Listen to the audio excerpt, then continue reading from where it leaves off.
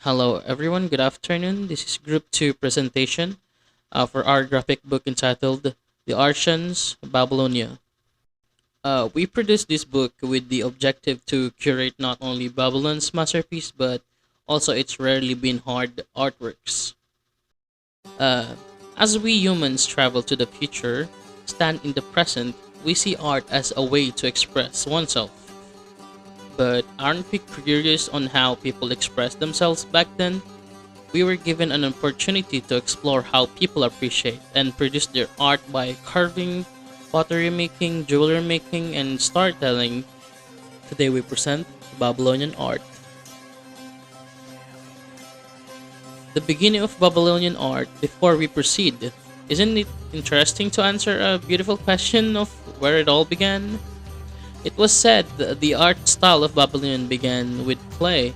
With clay, the artisans of Babylonian learned how to make pottery and sculptures such as ziggurats, which were temples that were used to get their priests closer to the gods.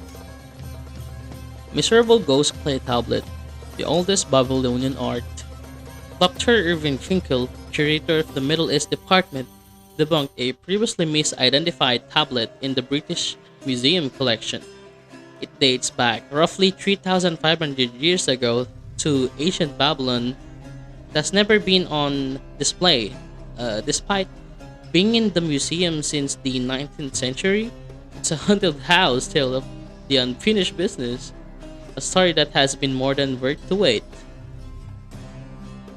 The oldest depiction of a ghost recorded in human history was shown engraved on an ancient Babylonian clay tablet.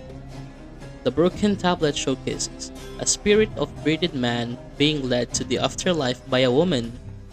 There were also theories that the figure of a woman was of his lover that escorts him along his journey. The said male phantom was carved with his arm stretched up front, wrists tied together by the rope that is held by the female figure. At the back of the tablet is a scripture that contains a detailed process or ritual process to guide unwanted wandering spirits from households toward a new path. A warning, do not seek what behinds you, could also be translated from the cuneiform at the end of this scripture. Finkel assumes that it is a part of their belief that the easiest way to get rid of the ghosts is to introduce them to a lover, in which is now known concept of ritual in Europe and Asia, prominently in France and China. This ritual is also known as ghost marriage. With this knowledge at hand, the curator also believes that there was an existing library of magic in the house of the exorcist or a temple where the miserable ghost tablet was displayed. Finkel said that the nature of the tablet has been missed for years because of the image of the ghost is so delicate when it was carved. It was only visible under the certain spectrum of light due to the surface of the tablet being damaged through years of its aging. Next is art forms. As the civilization's interest in arts grow vastly, diverse art forms start to popularize among Babylonians.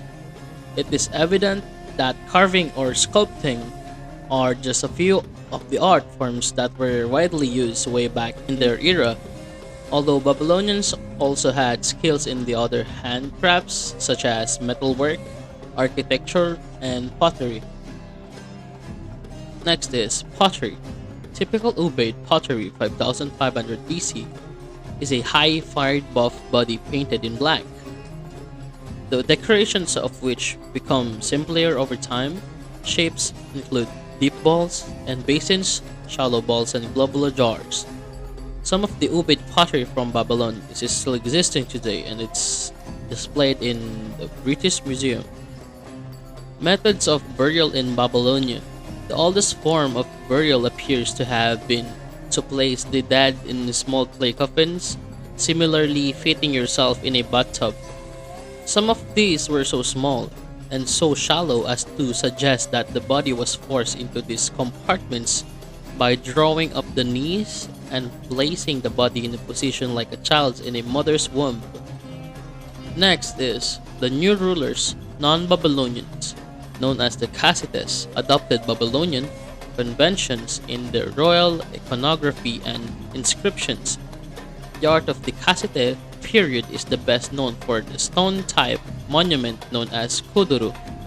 These monuments, which were once thought to be boundary stones erected in fields, carry inscriptions detailing grant of land, often by the king of high officials, and the wealth of religious imagery.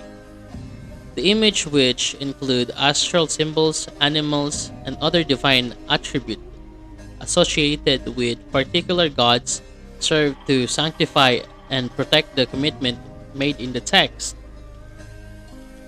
Next is Babylonian Hanging Garden. The Hanging Gardens of Babylon were one of the seven wonders of the ancient world listed by Hellenic culture. They were described as the remarkable feat of engineering with an ascending series of tiered gardens containing a wide variety of trees, shrubs, and vines, resembling a large green mountain constructed of mud bricks. It was said to have been built in the ancient city of Babylon, near present-day Hilla, Babel province in Iraq. The Hanging Gardens name is derived from the Greek word kremastos lit, meaning overhanging, which has a broader meaning than the modern English word hanging and refers to the trees being planted on a raised structure such as terrace. Here's the three facts about Babylonian Hanging Garden. The Hanging Gardens are the only one of the seven wonders of the ancient world that may not even have existed. There's no documentation in Babylonian sources that the gardens ever existed.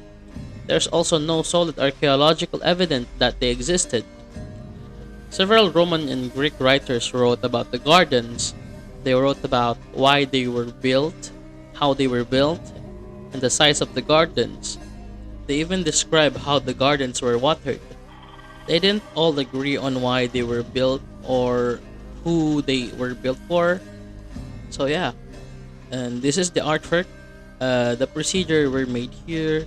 First, our groupmate sketched the detail of the outlines of the trees, grasses, and the buildings using pencils. Then he polished the outlines with unipin markers.